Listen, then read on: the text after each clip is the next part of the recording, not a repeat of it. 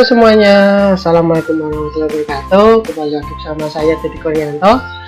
Oke, selanjutnya saya akan menjelaskan project tentang korelasi di Python. Bagaimana sih cara menganalisis korelasi di Python sendiri? Oke, di sini projectnya berasal dari NetAcad Academy. Di sini ada dataset terkait brain size ya, ukuran otak manusia.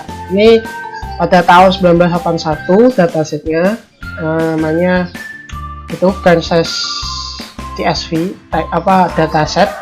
Ini sebelumnya seperti biasa ya, untuk Python ini harus import dulu namanya pandas aspd untuk meread datanya.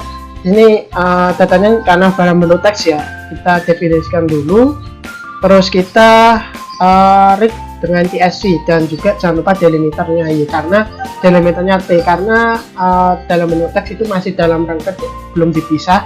Jadi untuk melihatnya kita menggunakan delimiter T. Itu untuk load datanya sendiri ya.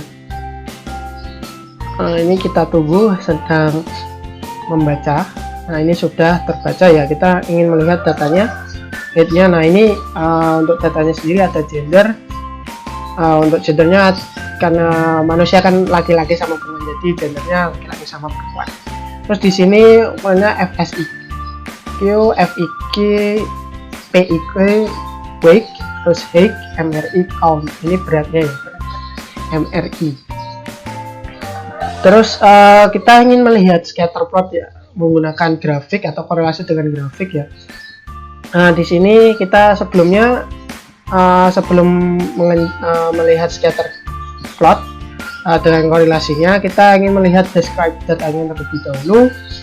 Sini untuk rata-rata FSIQ-nya 100 ya, 100 semua. Untuk beratnya 150 sama tingginya 68. Untuk MRI-nya sekitar 9.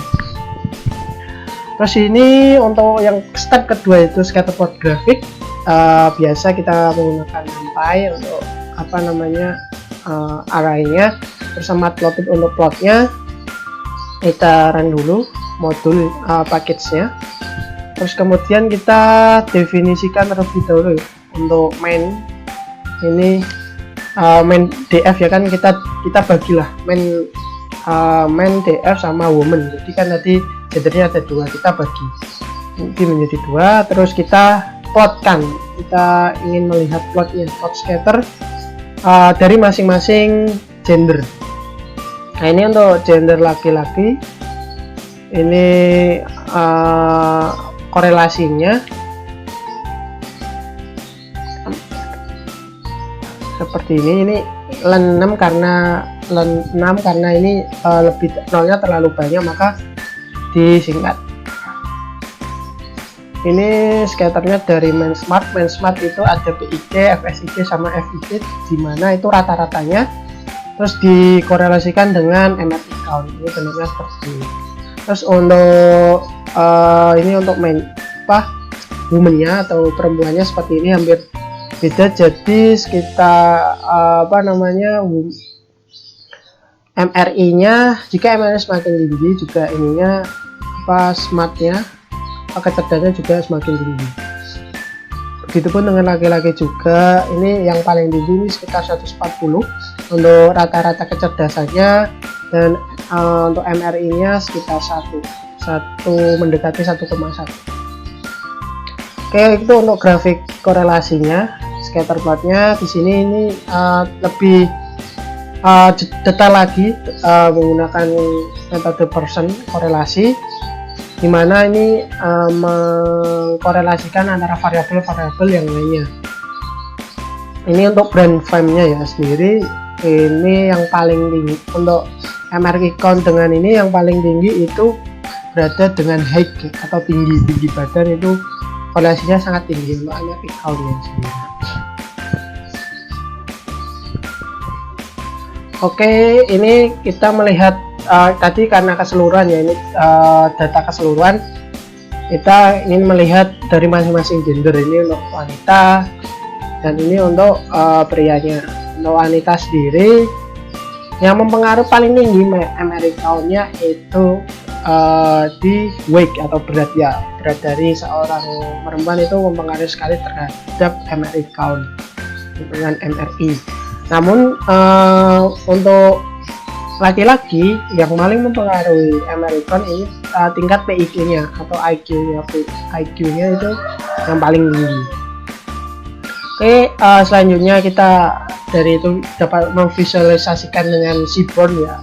Untuk korelasi bisa menggunakan heat map, itu bisa. Ini kita menggunakan seaborn, sebelumnya bisa di install dulu misal belum ada.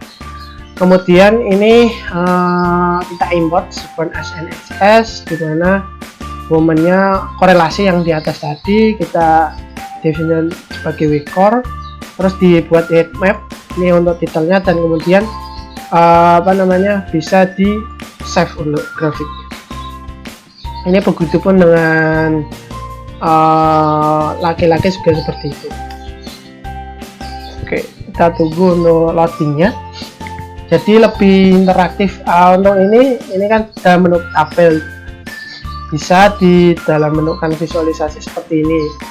Jadi lebih interaktif aja, karena tabel mungkin lihatnya terlalu lama untuk mendefinisikan. Dan sini dapat dilihat untuk korelasi plot momennya. Sini kan ada ukurannya ini 0 sampai 1. Jadi semakin tinggi atau mendekati 1 itu korelasinya semakin tinggi. Jadi di sini ini momen yang seperti tadi yang paling tinggi itu di antara weight ini sekitar 0,5 sini. Jadi dilihat berdasarkan warna di sini. Begitupun dengan laki-laki, ini dilihat tadi yang paling banyak PIQ-nya di sini sekitar 0,5. Ini yang orange, jadi lebih interaktif aja. Oke, ini ada sebelumnya juga ada pertanyaan, kenapa sih semakin itu arti dari korelasi semakin mendekati 0? Jadi jika korelasi itu mendekati 0, korelasi atau hubungannya itu semakin rendah, atau mungkin 0 itu tidak ada hubungan sama sekali antara variabel satu dengan variabel yang lainnya. Ini kan ini satu karena ini dengan dirinya sendiri kan juga harus satu kan. Terus yang ini gelap kan, ini korelasinya sangat rendah sekali. Untuk height dengan FSIG ini sangat rendah. Begitupun yang lainnya yang paling tinggi ini yang berwarna agak terang itu tinggi sekitar 9. Terus kenapa kok gender itu dibedakan ya? Karena gender itu ada dua, laki-laki sama perempuan, dimana kondisi otaknya atau ukuran otaknya itu berbeda-beda. Jadi manusia itu dibedakan tingkat kecerdasannya sesuai dengan ukuran otaknya sendiri. Jadi dibedakan untuk jenis kelaminnya karena berbeda. Dan untuk yang terakhir tadi sudah tak jelasin, yang paling yang paling tinggi yang mempengaruhi MRI count untuk laki-laki itu berada di variabel PIQ sekitar 0,5 dari sini. Ini untuk mainnya sini 0,56, 0,57, dan untuk momennya ini untuk weight itu berat badan ya sekitar 0,4.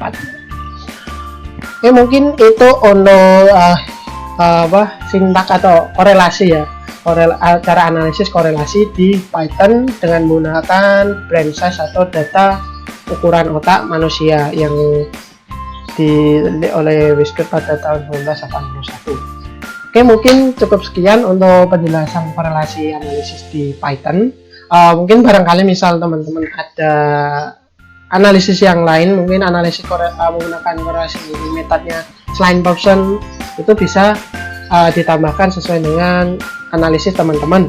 Dan mohon maaf bila ada kesalahan pengucapan data atau analisisnya mungkin ada sedikit yang kurang, nanti teman-teman bisa tambahin di kolom komentar untuk saran dan masukannya. Ini cukup sekian, wabillahi taufiq wal hidayah. Wassalamualaikum warahmatullahi wabarakatuh. Bye bye, sampai ketemu di analisis yang lain.